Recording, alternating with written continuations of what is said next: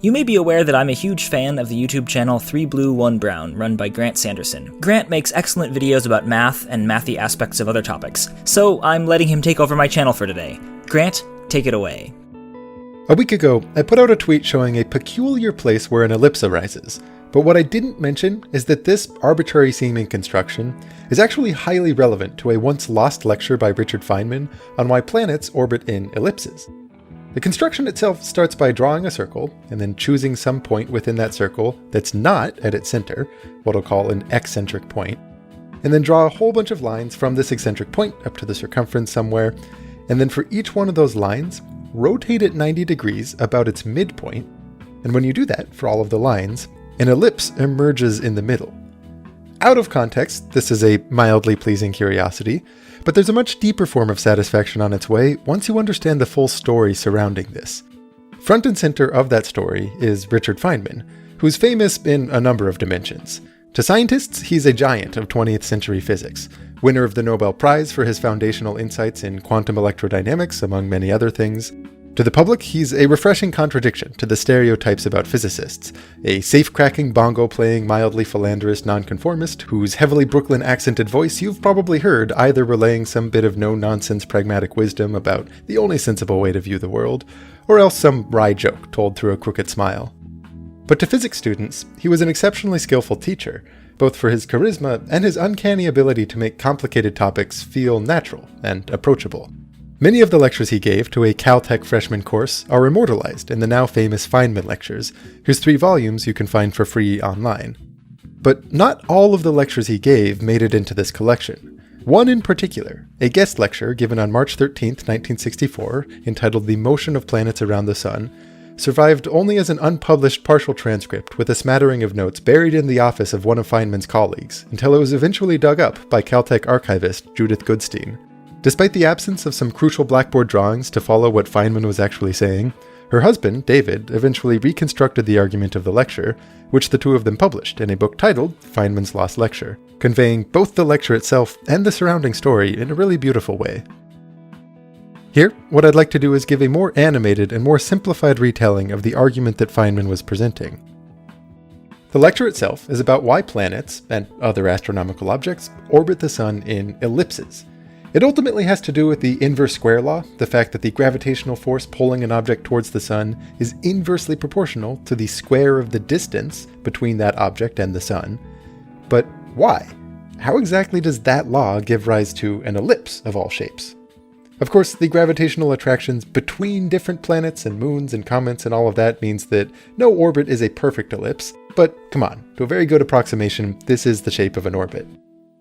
You could solve this analytically, setting up the appropriate differential equation and seeing the formula for an ellipse pop out. But Feynman's goal with this lecture was to do something special, and to not rely on any heavy mathematical machinery. In fact, let's listen to him articulate his own goal. I am going to give what I will call an elementary demonstration. By elementary does not mean easy to understand. Elementary means that nothing, very little, is required to know ahead of time in order to understand it, except to have an infinite amount of intelligence. There may be a large number of steps that are very hard to follow, but each step does not require already knowing calculus, already knowing Fourier transforms, and so on. Yeah, that's all. Just a little infinite intelligence. I think you're up to that, don't you?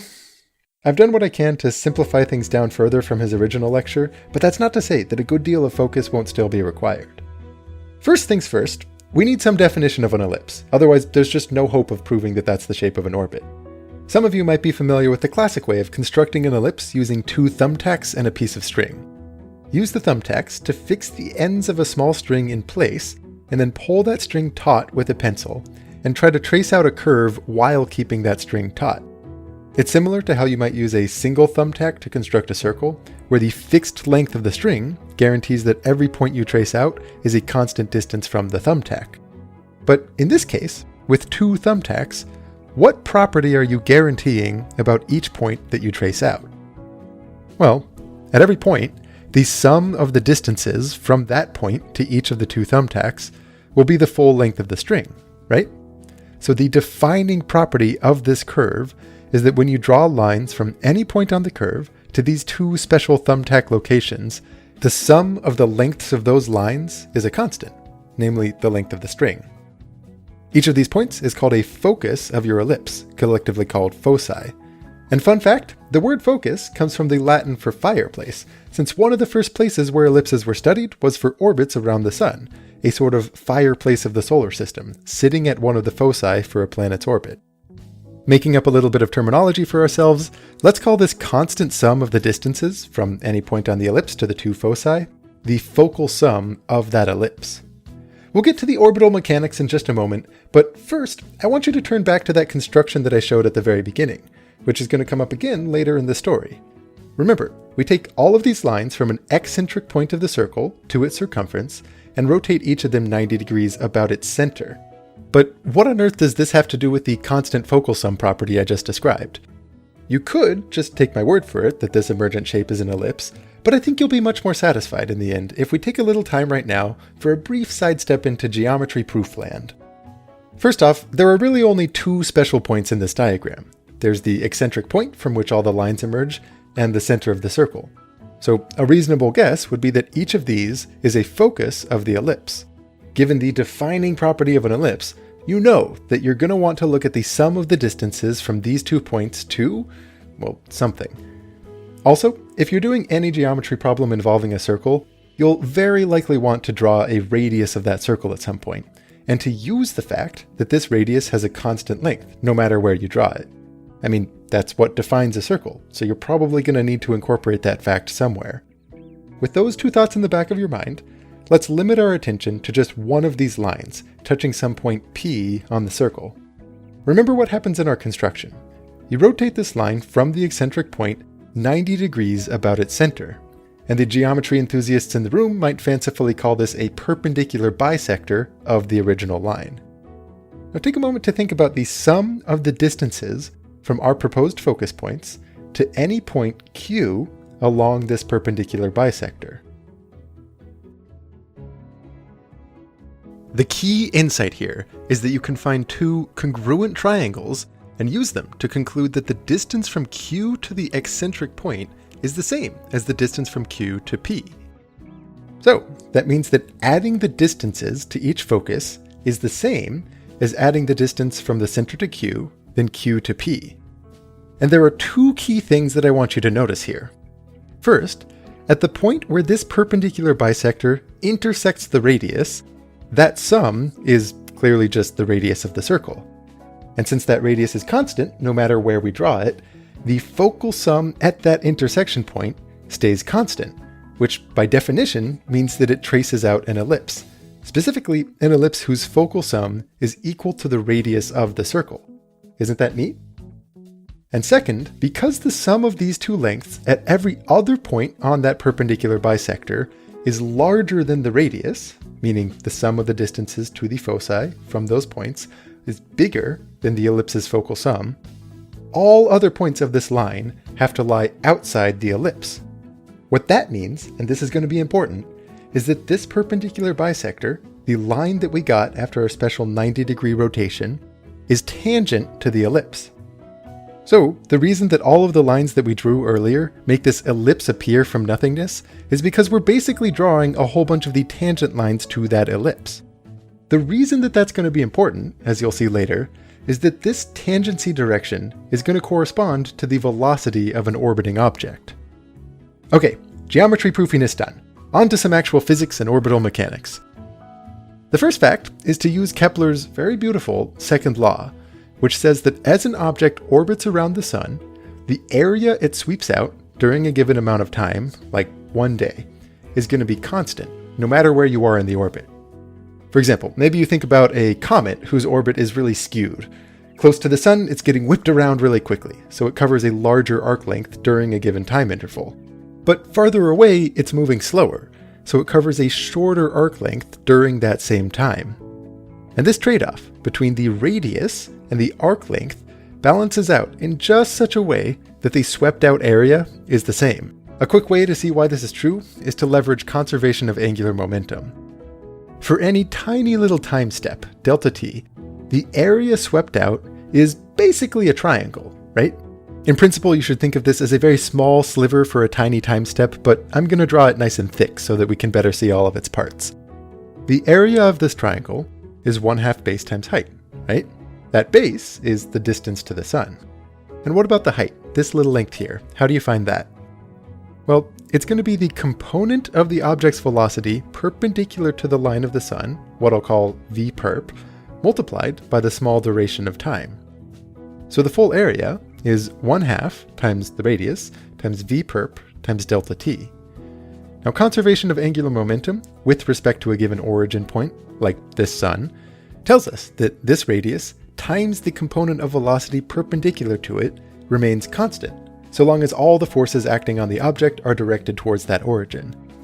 Well, specifically, it says that this quantity times the mass of the object stays constant, but the mass of the orbiting object isn't going to be changing. So, our expression for the area swept out depends only on the amount of time that has passed, delta t. Historically, by the way, this went the other way around. Kepler's second law is one of those empirical facts that led us to an understanding of angular momentum. And I should emphasize, this law does not assume that orbits are ellipses. Heck, it doesn't even assume the inverse square law. The only thing needed for this equal area property to hold is that the only force acting on an object is directed straight towards the sun. This is a fact that Feynman spent a lot more time showing, recounting an argument by Newton from his Principia, but it kind of distracts from our main target, so I figure assuming conservation of angular momentum is good enough for our purposes here, albeit at some loss of elementarity. At this point, despite my suggestive drawings, we don't know the shape of an orbit. For all we know, it's some wonky non-elliptical egg shape. The inverse square law is going to help us pin down that shape precisely, but the strategy is a little indirect. Before showing the shape of the path traced out by the orbiting object, what we're going to show is the shape traced out by the velocity vectors of that object. Here, let me show you what I mean by that. As the object orbits, its velocity will be changing, right? It's rotating, always tangent to the curve of the orbit, and it's longer at points where the object is moving quickly, and shorter at points where it's moving more slowly. What we'll show is that if you take all these velocity vectors and collect them together so that their tails sit at a single point, their tips actually trace out a perfect circle. Now this is an awesome fact, if you ask me. The velocity spins around, getting faster and slower at various angles, but evidently the laws of physics cook things up just right so that these trace out a perfect circle. And the astute among you might have a little internal light bulb starting to turn on at the sight of this circle with an off-center point. But again, we have to ask, why on earth should this be true? Feynman describes being unable to easily follow Newton at this point, so instead he comes up with his own elegant line of reasoning to explain where this circle comes from. He starts by looking at the orbit, whose shape we don't know, and slicing it into little pieces which all cover the same angle with respect to the sun. Alright, now think about the amount of time that it takes for the orbiting object to traverse one of these equal angle slices, and how that time changes as you go to a bigger slice. Well, by Kepler's second law, that time is proportional to the area of the slice, right? And because these slices have the same angle, as you get farther away from the sun, not only does the radius increase, but the component of arc length perpendicular to that radial line goes up in proportion to the radius. So, the area of one of these slices, and hence the time that it takes the object to traverse it, is proportional to the distance away from the sun squared. In principle, by the way, we're only going to be considering very small slices, so there won't be any ambiguity in what I mean by the radius, and the little arc length will basically be a little straight line. Alright, now think about how the inverse square law comes into play. At any given point, the force that the sun imparts on the object is proportional to 1 divided by the radius squared. But what does that really mean? What force is the mass of an object times its acceleration, the amount that its velocity changes per unit time. This is enough to give us a super useful bit of information about how the velocity of the orbiting object changes as it goes from the start of one slice to the start of the next. That change in velocity is the acceleration times the change in time, right? What that means is that this change to the velocity is proportional to the change in time divided by the radius squared. But since the time that it takes to traverse one slice is proportional to the radius squared, these terms cancel out. So the change in velocity as it traverses a given slice is actually some constant that doesn't depend on the slice at all. Here, unpacking what I mean by that, if you look at the velocity at the start of a slice, and then you look at the velocity at the end of that slice, and directly compare those two vectors by joining their tails, and you look at the difference between them, the little vector joining their tips.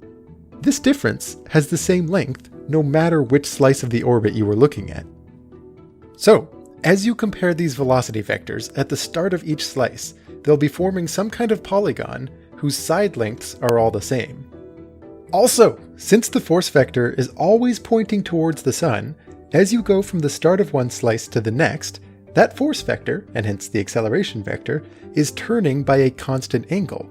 In geometry lingo, what this implies is that all the external angles of our polygon are going to be equal to each other. I know that this is a little tricky, but hang in there. Remember, all you need to follow along is infinite intelligence. It's worth reiterating just to make sure it's clear what's happening with this velocity diagram. The change from one vector to the next, this little difference vector joining the tip of one to the tip of the next, always has the same length. That was the consequence of the perfect cancellation between mixing Kepler's second law with the inverse square law. And because those constant length change vectors rotate by a constant angle each time, it means that they form a regular polygon. And as we consider finer and finer slices of the original orbit, based on smaller and smaller angles for those slices, the relevant regular polygon defining the tips of these vectors in the velocity diagram approaches a perfect circle. Isn't that neat? Hopefully, at this point, you're looking at the circle. You're looking at the eccentric point, and you're just itching to see how this gives rise to an ellipse the way that we saw earlier. But it's a little weird, right? I mean, we're looking at this diagram in velocity space, so how do we use that to make conclusions about the actual orbit? What follows is tricky but clever. Step back and consider what we know. We don't know the specific shape of the orbit, only the shape that the velocity vectors trace. But more specifically than that, we know that once the planet has turned an angle theta degrees off the horizontal with respect to the sun, that corresponds to walking theta degrees around our circle in the velocity diagram, since the acceleration vectors rotate just as much as the radius vectors. This tells us the tangency direction for each point of the orbit. Whichever vector from that velocity diagram touches the point theta degrees around the circle, that's the velocity vector of our orbiting object, and hence the tangency direction of the curve. In fact, let me just start drawing all these vectors as lines, since all we're going to need to use is the information they carry about the slope of the orbit curve. The specific magnitude of each velocity will not be as important. Notice, what I'm not saying is that the angle of the velocity vector at this point is theta degrees off the vertical. No. The angle I'm referencing in the velocity diagram is with respect to the circle's center, which is almost certainly a little different from where the velocity vectors are all rooted. So the question is, what special curve satisfies the property that the tangency direction, the slope, for a point theta radians off the horizontal is given by this vector from a special eccentric point of the circle to a point theta degrees around that circle from the vertical? Okay, is the question clear? Well, here's the trick. First, rotate the whole circle setup 90 degrees, and then take each of those individual velocity directions and rotate them 90 degrees back the other way. That way they're oriented just like they were before, it's just that they're rooted in a different spot. Aha! We've spotted our ellipse, but we still have a little bit of thinking ahead of us to really understand how this little emergent ellipse is related to the astronomical orbit. Importantly, I didn't just rotate these lines about any point. I rotated each one of them about its center, which means we can leverage the geometric proof we saw a few minutes ago. And this is probably the moment where you kind of have to furrow your brow and think back, okay, wait a minute, what was going on in that proof again? Well, one of the key points was that when you have two lines, one from the center of the circle and one from the eccentric point, both to a common point on the circle's circumference, the perpendicular bisector to the eccentric line is tangent to the ellipse. And what's more, the point of tangency is where that perpendicular bisector intersects the radial line from the center. What that means is that the point of our little ellipse, which is theta degrees off the horizontal with respect to the circle's center, has a tangent slope perpendicular to the eccentric line. And because of the whole 90-degree rotation thing, this means that it's parallel to the velocity vector that we need it to be. So, this little emergent curve inside the velocity diagram has exactly the tangency property that we need the orbit to have. And hence, the shape of the orbit must be an ellipse, QED. Okay, pat yourself on the back, because there is no small amount of cleverness required to follow this. First, there was this peculiar way of constructing an ellipse, which requires some geometry savviness to properly prove. And then there's the pretty clever step of even thinking to ask the question about what shape the velocity vectors trace out when you move their tails to the same spot. And showing that this is a circle requires mixing together the inverse square law with Kepler's second law in another sly move. But the cleverness doesn't end there. Showing how this velocity diagram, with vectors rooted at an off-center point, implies an elliptical orbit brings in this very neat 90-degree rotation trick. I just love this. Watching Feynman do physics, even elementary physics, is like watching Bobby Fischer play chess. Thanks again to Grant, and you should definitely go check out his videos on 3Blue1Brown.